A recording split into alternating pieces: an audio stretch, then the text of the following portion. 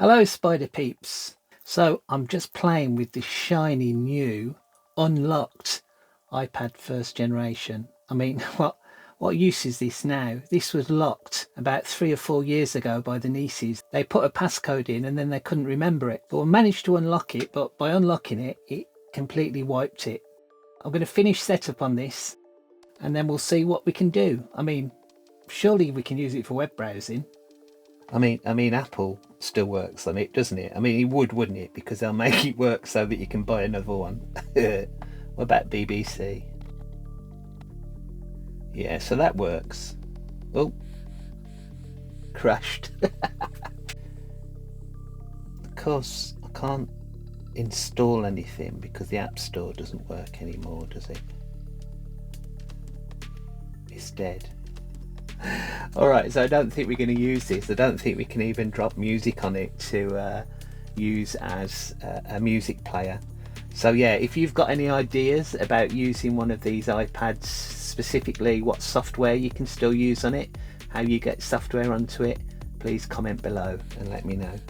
Okay, so we've established that we can't really find anything to do with this iPad, but the screen does look really nice on it.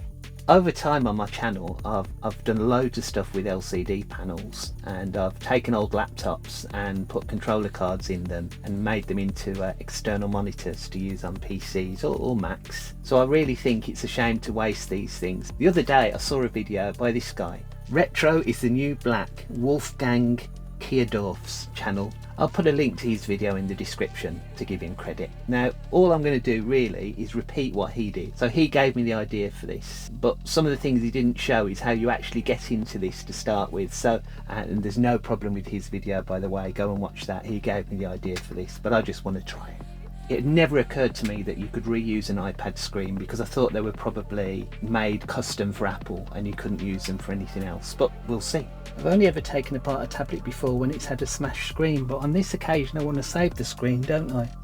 So I was watching another person's video. I will credit him in the description. It appears that there's like a plastic bezel that that screen sits in, so I really want to save that. So he said you take the button bit here and you go about 1 inch away from that and you try and break these little metal clips that are on the bottom of this. So I'm going to just try and push in and see what happens.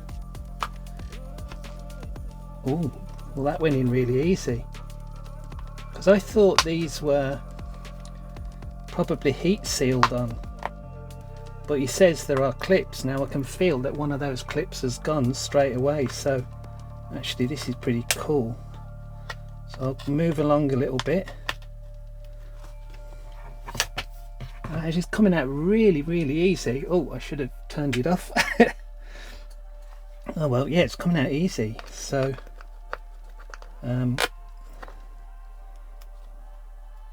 those have come out fine. So I think he said next you go by where the power button is and try and do it there. So let's move across a little bit and try there. And I really need to turn this off, don't I? Let's turn him off. How do we do that? Probably won't turn off now, will it? I'll hold that on, slide to unlock, hold it, slide to power off. Okay, so let's try and... It still wants to be on. I am damaging the bezel a little bit, but it's not too bad actually. It all seems to be coming off together.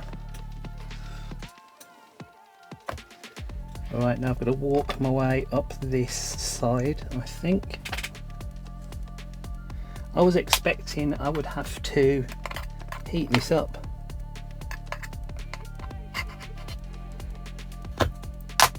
Ugh.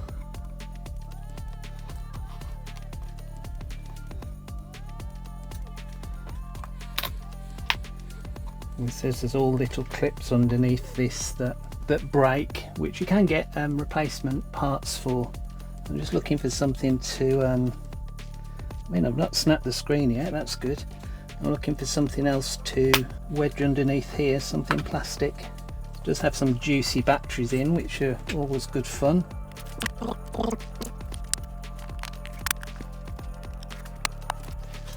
Oh yeah, there are all the clips.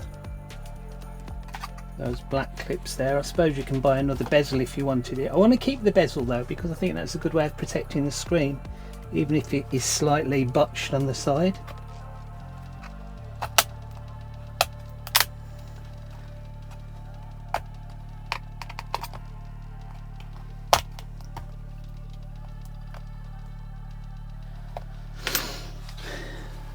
The chap that I watched said you sort of have to pull to the side somehow, but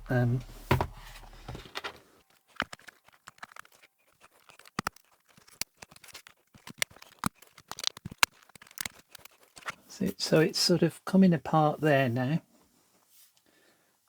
Just a few more bits to leverage out, I think.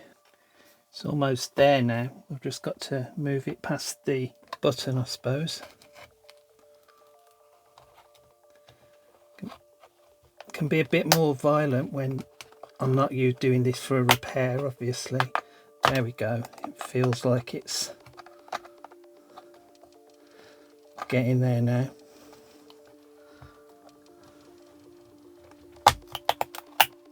There we go.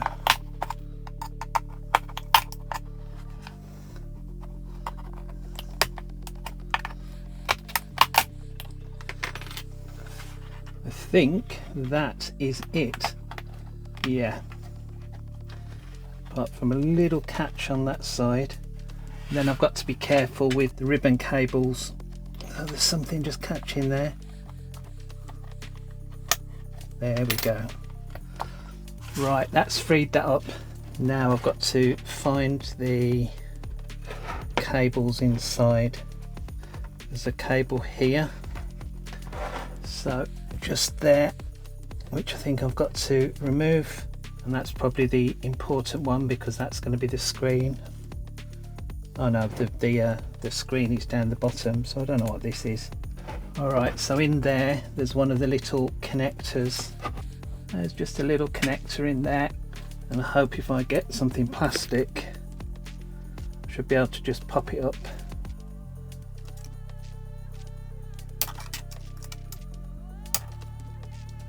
Normally how it works.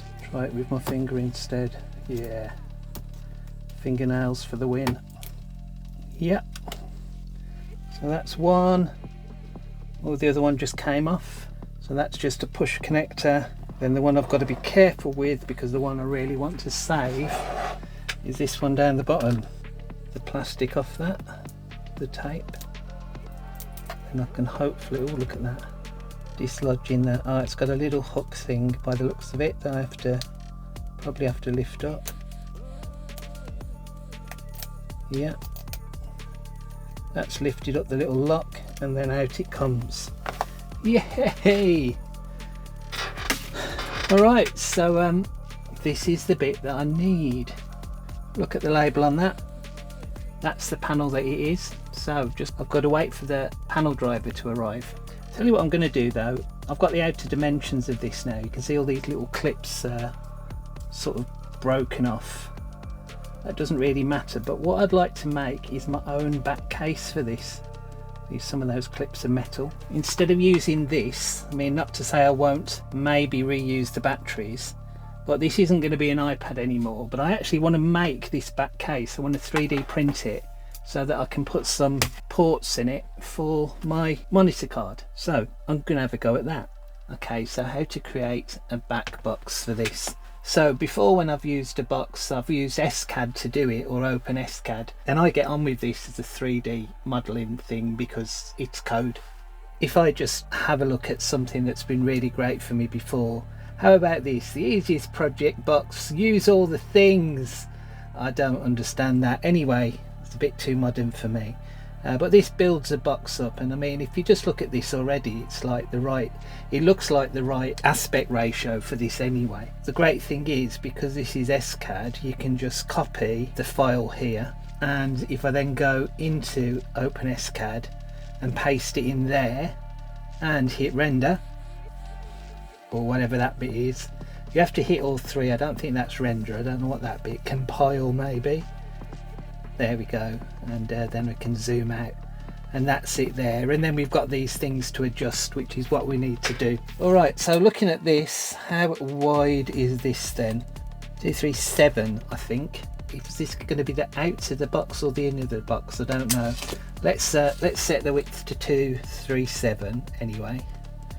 237. And then what's the width? Well, the width is about 186. And we can just leave the height as it is at the moment. Now looking at this, we've got a wall thickness of 2, so I think I'm going to have to add 4 onto both of these.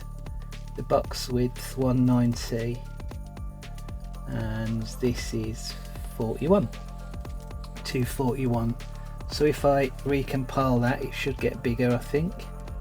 Yeah, and it's a bit flatter as well. This has got screw posts. I mean, I'm not going to screw holes in that, but it might support it a little bit, so I'll leave that for now. All right, and then I just have to do render.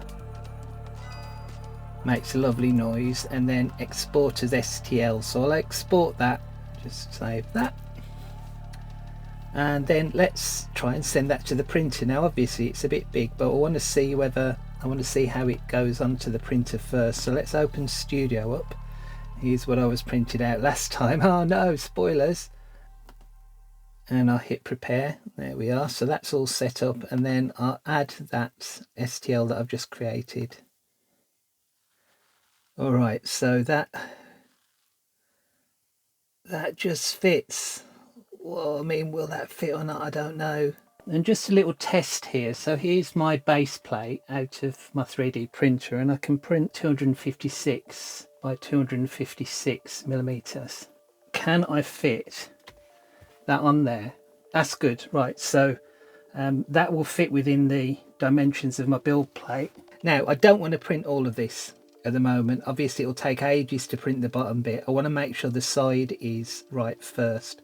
So something that I found out that you can do, which I think is quite cool, you've got something where you can position it. Where's it gone?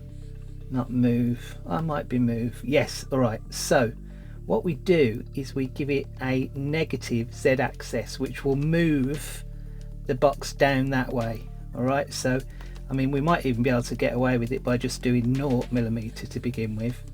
I think that might sink it, you see. So it's just printing the perimeters now, so it doesn't print anything under the print plate, because I mean, how could it?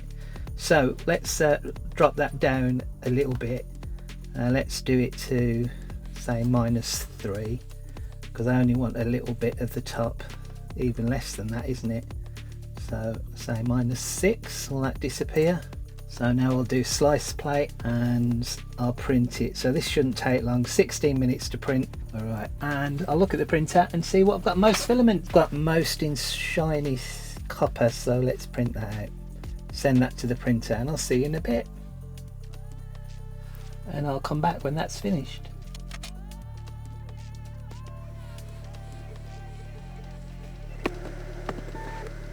Okay, that's finished printing. And here it is. That took 15 minutes 49 seconds.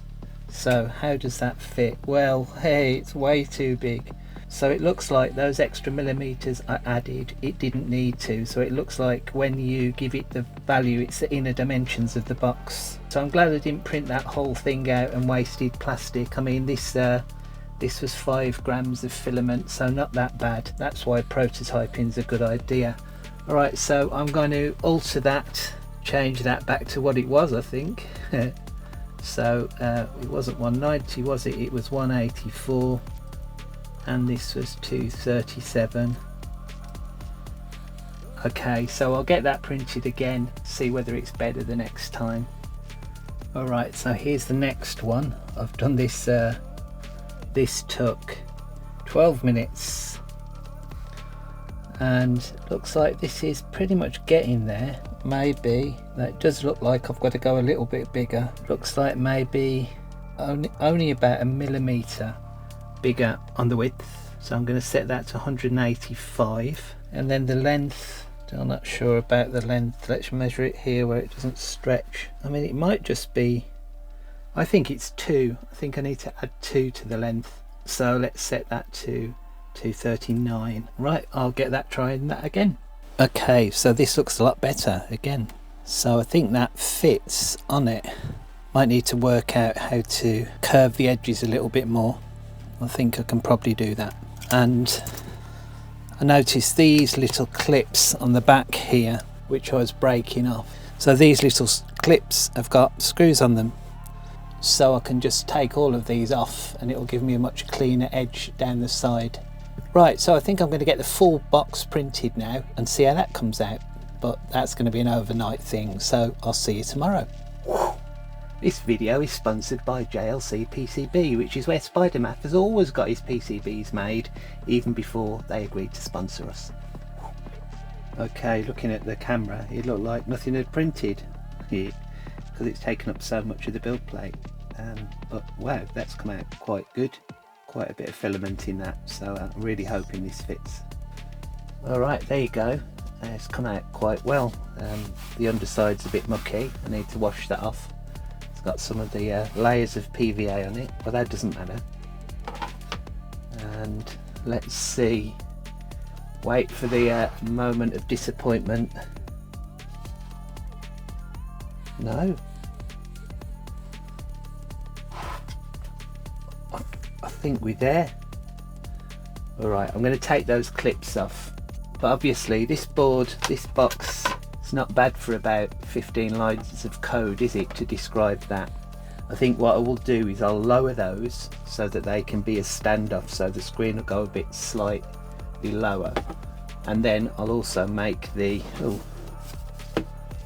that's not very good there. I think it must have come away from the bed a little bit, but I'll make this a bit taller as well. But I can't really do any more on this now until my controller board arrives, because then I've got to work out how to cut out the edges. And my controller board says it's going to arrive on the tracking in 10 days, which is a bit of a pain. I bought it off eBay, off China. Yet the stuff I'm buying off Ali is arriving in 7 days now, and I ordered this card a couple of weeks ago, so it's almost like when they sell on eBay now, they don't care. Probably all the stuff is going through Ali and Temu.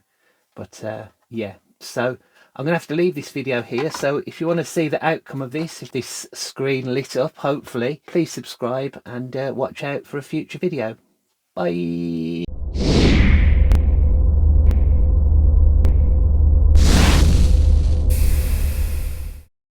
Okay, that's record. Oops.